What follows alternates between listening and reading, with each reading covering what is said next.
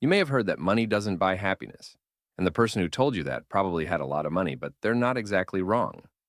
What's closer to the truth is having money isn't everything, not having it is. Kanye West said that. And while I don't always take financial advice from rappers, Kanye's got a pretty good point. When you don't have money, it becomes a source of pain, frustration, and anger. It consumes your life and colors how you see the world. Hey, how much did that cost? Oh, that must have been expensive. Hey, I think you owe me 20 bucks. You can pay me later, that's fine. When we don't have money, every problem seems to revolve around it. And while being rich won't fix every problem in your life, stacking up some money is a worthwhile pursuit. When you're financially free, you won't make every decision solely based on money. You don't take the job just because it pays better. You don't have to scrutinize the price of organic groceries. Hell, you can take Uber Black to the airport once in a while. Imagine being in a place where you never had to worry about money again. Maybe not even that far. Imagine a place where money wasn't the major stressor in your life and on your relationships. The steps to get there are simple, but it's not going to happen overnight. So, let's get started. Step 1. Create an emergency fund. Save $1,000 and put it into an emergency fund that you'll only use in dire circumstances. I remember reading a story from Dave Ramsey about someone who literally put their emergency fund inside a frame with the words, break glass in case of emergency. But hold up. Emergencies don't include beer money, vacations, or even an engagement ring. This money should only be used if and when shit hits the fan. When your car breaks down, when you need to replace your water heater, basically, when your life would otherwise become completely derailed, that's when you go to the emergency fund. Why create an emergency fund? Because everything that can go wrong will go wrong. And instead of borrowing money from your family again or pulling out your credit card, pushing yourself further into debt, you'll have something to fall back on. The great thing about the emergency fund is that it starts to give you that feeling of financial freedom. For the first time, maybe in your adult life, you have some room to breathe. This step is the quickest way to finally start gaining some control back in your life. Step 2. Pay off your debt. About 80% of American adults are in debt, and we've just accepted this as the status quo. Maybe we bought stuff we didn't need to furnish an apartment we couldn't afford, or purchased a new car when we could have bought used. For me, one of the biggest problems with debt is that it restricts your monthly income. So when you're paying $500 to $700 or even more on your mortgage, student loans, or car payment, it severely restricts the amount of money you can save. Another thing, you're going to save thousands of dollars in interest if you can pay off your loans quicker. Forget about cutting back on your daily lattes. This is where you're going to take the biggest step toward financial freedom. Let's say you have $100,000 in student loans at a 5% interest for a 20-year term. If you only pay the minimum for the entire period of the loan, you'll end up giving the bank over $158,000. This kind of feels like an emergency. So, what's the best way to pay off your debt early? There are a couple of takes on how to do this. You could tackle the high-interest loans first. Each loan is a different amount with a different interest rate. By the numbers, the smartest decision is to attack the highest interest rate first, then take them out one by one. Another option is called the debt snowball. It takes into account human behavior. By tackling the smallest loan first, we're able to knock it out quicker, which helps build momentum and motivates us to pay off other loans. So, when I first got really serious about paying off my debt early, I brought everything together and organized it into a spreadsheet like this. I would log in a couple of times a week, sometimes every single day, and just visualize what it would be like to pay off some of these loans. And I would delete them one by one like a madman, like someone completely delusional. I kept an eye on my monthly payments because I knew that if I could get them low enough, then I'd be able to move out of my parents' house. This drove me. I started to have hope again. I started to feel like there was a light at the end of the tunnel, and I would eventually be able to pay all this off. Step 3. Create a runway.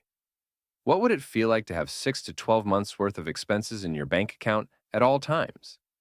Imagine the kind of freedom and stability you'd have knowing that if you ever got injured, lost your job, or couldn't find any more clients, you'd be taken care of for the foreseeable future. This is why having a runway is so important. Open up a spreadsheet and take account of all your monthly expenses: rent, groceries, internet, insurance, Netflix, your phone bill, etc. Pulling all of this information into my spreadsheet was an amazing way to start seeing the absolute minimum I needed to survive. As a freelance designer with widely varying income, this was a really powerful number to have. Okay, now for some tough math. Multiply that number by 6 months to get your first target runway goal. The next goal after that would be to get 12 months of runway. This number now becomes your baseline. It's like an extended emergency fund.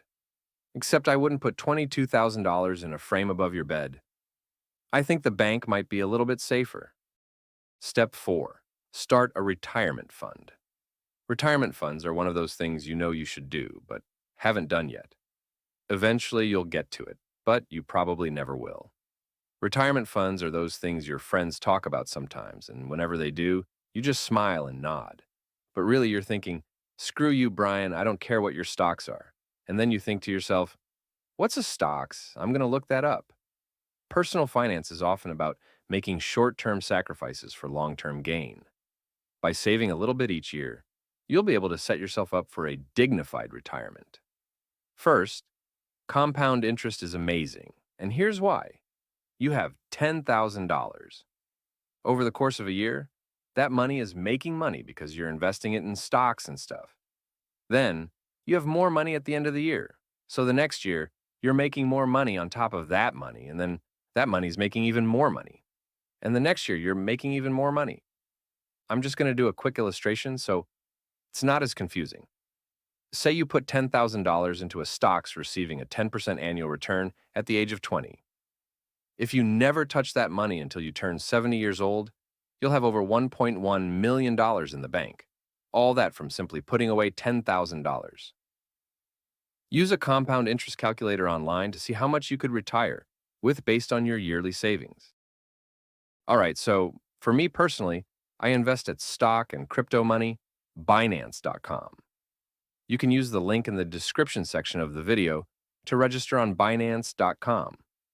If we come to stocks, I invest primarily in low-cost mutual funds, about 90% stocks, 10% bonds. I chose this fund because it's essentially a snapshot of the US economy. Since 1923, when the S&P started, it has produced a return of around 10 to 12%. And that's basically what this fund is giving me. Now, that's over the long run.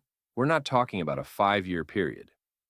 When you invest in the long run, you're not checking your stocks account every day or every other day.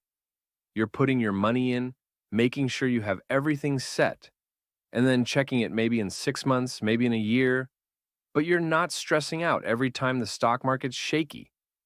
When 2008 hit, a lot of people lost money. But if you're investing for the long term, that's not going to matter, because in 30 years, you'll eventually make your money back. Now, many variables will factor into your own investment strategy, like your age, income, how much money you'll think you'll need when you retire, and how much risk you're willing to tolerate. Please do your research before investing.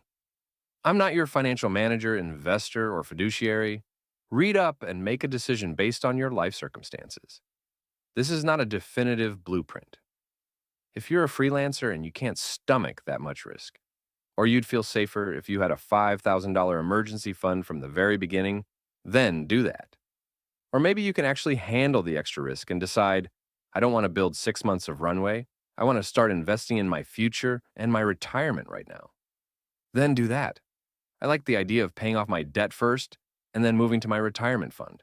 But for a lot of people, if you're not able to pay off your debt that quickly, you may want to start your retirement fund now, especially if you have a 401k match with your company, because you'll be able to take advantage of the compound interest.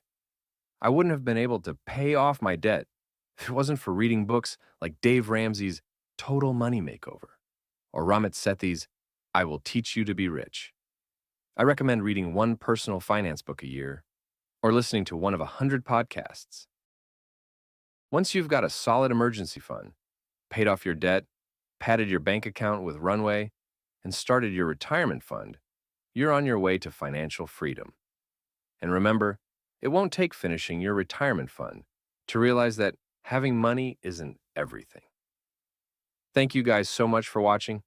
If you found this video helpful, please give it a thumbs up, subscribe, and share it with anyone who might benefit from it. Your support means the world to me. See you in the next video. Take care and stay financially savvy.